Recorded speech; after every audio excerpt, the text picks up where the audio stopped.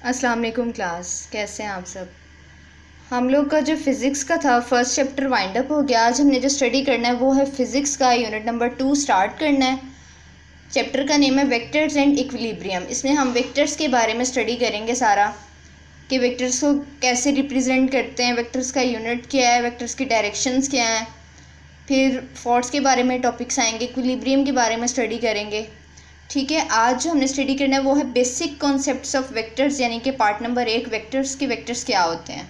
सबसे पहले जो पिछले चैप्टर में था हम लोग फिज़िकल क्वांटिटीज़ के बारे में पढ़ चुके हैं कि फ़िज़िकल क्वांटिटीज़ कौन सी क्वांटिटीज़ होती हैं। फ़िज़िकल क्वांटिटीज़ ऐसी क्वांटिटीज़ हैं जिसको हम मेजर कर सकते हैं। All measurable quantities are called physical quantities, जिसमें लेंथ, मास, टाइम, टेम्परेचर वगैरह आता है। ठीक है, अब जो फिज़िकल क्वांटिटीज़ हैं ये आगे से दो तरह की आ जाती हैं। इनमें स्केलर क्वांटिटीज़ आती हैं और वेक्टर क्वांटिटीज़ आती हैं। सबसे पहले स्केलर क्वांटिटीज़ क्या होती हैं। स्केलर क्वांटिटीज़ ऐसी क्वांटिटीज़ होती हैं जो हमें मैग्नीट्यूड के बारे में बताती हैं, सुटेबल यूनिट के बारे में बताती हैं, लेकिन जो हमें डायरेक्शन के बारे में नहीं बताती हैं उसको हम कहते हैं स्केलर क्वांटिटीज़। स्केलर क्वांटिटीज़ में क्या क्या आ जाता है, मैस आ जाता है, टाइम, टेम्परेचर, वर्क।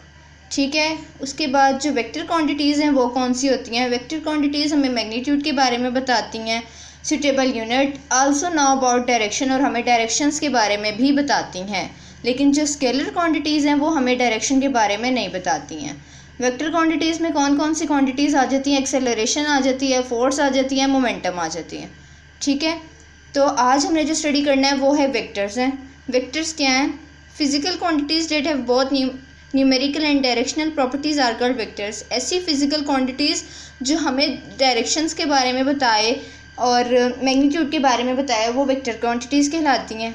ठीक है, there are some physical quantities which both magnitude and direction for the completion description such as velocity, acceleration. इसमें क्या क्या आ जाता है, वेलोसिटी आ जाती है, एक्सेलरेशन आ जाती है, फोर्स आ जाती है, मोमेंटम आ जाती है। They are called vectors. In books vectors are usually denoted by bold letters. अच्छा जी, अब रिप्रेजेंटेशन ऑफ वेक्टर्स क्या है, कि हम वेक्टर्स को कैसे रिप्रेजेंट कर सकते हैं। वेक्टर्स को रिप्रेजेंट करने के लिए हमारे पास दो तरह के मेथड होते हैं। जो पहला मेथड है वो है सिम्बॉलिक रिप्रेजेंटेशन, और दूसरा मेथड है ग्राफिकल रिप्रेजेंटेशन। सिम्बॉलिक रिप्रेजेंटेशन में क्या होता है, हम वेक्टर्स को कैसे डिनोट करते हैं, बोल्ड लेटर से, बोल्ड फेस कैरेक्टर से, यानी कि जो लेटर होता है हमारा उसको हम कैपिटल लिख देते हैं। एक इसकी ये, हम इसको इस तरह भी डिनोट कर सकते हैं। लेकिन जो सिम्बॉलिक रिप्रेजेंटेशन है, जब हम इसको सॉल्व कर रहे होते हैं वेक्टर्स को, तो हमारे लिए हर वेक्टर को कैपिटल लिख कर उसको डिनोट करना मुश्किल होता है। तो हम क्या कर देते हैं, उसके ऊपर एक एरो हेड को साइन शो कर देते हैं, एक एरो हेड का साइन शो कर देते हैं, जिससे हमें पता चल जाता है कि ये कोई वेक्टर है। ये वेक्टर की जो रिप्रेजेंटेशन है ये सिम्बॉलिक रिप्रेजेंटेशन है। ठीक है, इस रिप्रेजेंटेशन को बोल्ड लेटर से भी हम डिनोट कर सकते हैं, और छोटा सा एरो हेड उस पर डाल के उसको भी हम कह सकते हैं कि ये वेक्टर्स की रिप्रेजेंटेशन है। लेकिन ये कौन सी रिप्रेजेंटेशन कहलाती है, सिम्बॉलिक रिप्रेजेंटेशन कहलाती है। और जो दूसरा हम वेक्टर को रिप्रेजेंट कर सकते हैं वो है ग्राफिकल रिप्रेजेंटेशन। ग्राफिकल रिप्रेजेंटेशंस क्या होती हैं, इसमें क्या करते हैं, vector is represented graphically bye directed line segment. हम लाइन सेगमेंट ड्रॉ करते हैं जिसके ज़रिए हम वेक्टर्स की रिप्रेजेंटेशन को शो कर देते हैं। जैसे फर्ज कर लें, ये हमारी एक लाइन है, ये जो इसके आगे एरो होगा ये हमें वेक्टर की डायरेक्शन के बारे में बता रहा है। तो ये हमारा ग्राफिकल रिप्रेजेंटेशन है वो वेक्टर्स को डिफाइन करने का, डिस्क्राइब करने का। ठीक है, जो लाइन होती है, जो हम लाइन ड्रॉ करते हैं, हमें डायरेक्शन बताती है वेक्टर की, कि वेक्टर्स का जो डायरेक्शन है वो किस साइड पे है। ठीक है, ये यहाँ से इस टॉपिक में हमें फर्स्ट पॉइंट में क्या क्या पता चला है कि वेक्टर्स क्या होते हैं। ऐसे वेक्टर्स क्या हैं जो हमें मैग्नीट्यूड के बारे में बताएं और डायरेक्शन के बारे में बताएं, वो वेक्टर्स कहलाते हैं, जिसमें एक्सेलरेशन आती है, फोर्स आती है, मोमेंटम और वेलोसिटी वगैरह। और वेक्टर्स को हम कैसे रिप्रेजेंट करते हैं, दो तरह के मेथड हैं, एक सिम्बॉलिक रिप्रेजेंटेशन, एक ग्राफिकल रिप्रेजेंटेशन है। सिम्बॉलिक में बोल्ड लेटर आता है और एरोहेड आता है, लेकिन ग्राफिकल में हम एरोहेड भी यूज़ करते हैं और ग्राफ की सूरत में लाइन सेगमेंट ड्रॉ करके जो वेक्टर को शो करते हैं उसको हम कहते हैं graphical representation.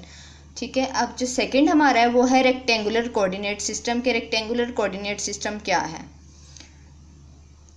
Rectangular coordinate system क्या है जी, जैसे फर्ज कर लें हमारे पास ये लाइंस, ये ऐसे हमने ये लाइन ड्रॉ की है। ठीक है, हमें पता है ये हमारा एक्स एक्सिस है, ये हमारा वाई एक्सिस है।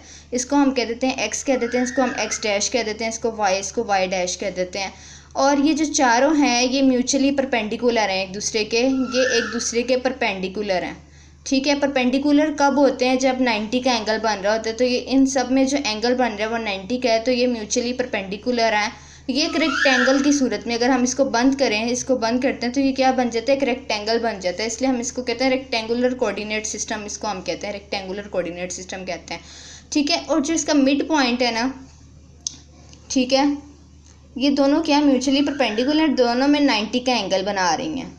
और जहाँ पर दोनों लाइंस आपस में मिलती हैं उसे हम ओरिजिन कह देते हैं। ये जो इनका सेंटर पॉइंट है इसको हम ओरिजिन कह देते हैं और इसको हम ओ से डिनोट करते हैं, इसको हम ओरिजिन कहते हैं।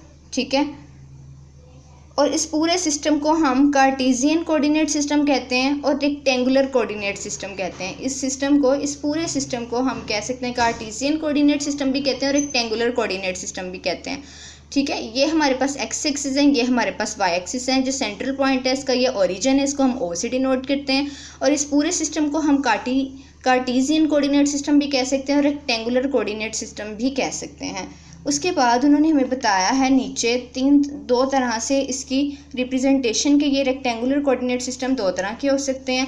एक जो रेक्टेंगुलर कोऑर्डिनेट सिस्टम आता है हमारे पास, वो सबसे पहले तो ऐसे हम जब बना लें, कार्टेशियन कोऑर्डिनेट सिस्टम बना लें या रेक्टेंगुलर कोऑर्डिनेट सिस्टम बना लें, उसमें जो एंगल है उसको हम ड्रॉ करें, एक परपेंडिकुलर ड्रॉ करके एक एंगल के थ्रू जब डिफ़ाइन करें तो उस सिस्टम को हम जो रिप्रेजेंटेशन कहते हैं उसको हम कहते हैं प्लेन एंगल की सूरत में हमने उसको रिप्रेजेंट किया है रेक्टेंगुलर कोऑर्डिनेट सिस्टम को।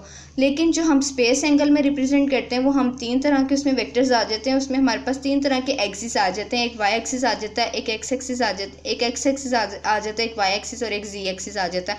और जिसका ओरिजिन होता है इसको बीच में ज़ीरो आ जाता है। और इस सिस्टम को हम कहते हैं 3 डायमेंशनल सिस्टम भी कह सकते हैं, 3 एक्सिस भी कहते हैं, 3 डायमेंशनल स्पेस सिस्टम कहते हैं। ठीक है। जिसमें 3 एक्सिस आ जाते हैं, एक्स वाई और जी आ जाते हैं। ठीक है। ये हमारा आज का टॉपिक था, आज हमने यहीं तक स्टडी करना है। इसमें से आपने इन सब की डेफिनेशंस रेडी करनी है शॉर्ट में, जिसमें से वेक्टर और स्केलर्स की आ जाएंगी, representation of vector, symbolic representation, graphical representation notes में से करेंगे तो वेल एंड गुड है। नोट्स में उन्होंने थ्रूली एक्सप्लेन किया होता है पॉइंट्स के साथ। फिर यहाँ से ओरिजिन की definition, Cartesian coordinate system, rectangular coordinate system और इसको रिप्रेजेंटेशन करने के मेथड्स, तो आप लोगों ने यहाँ तक इस टॉपिक को स्टडी कर लेना है रेक्टेंगुलर कोऑर्डिनेट सिस्टम तक। ठीक है।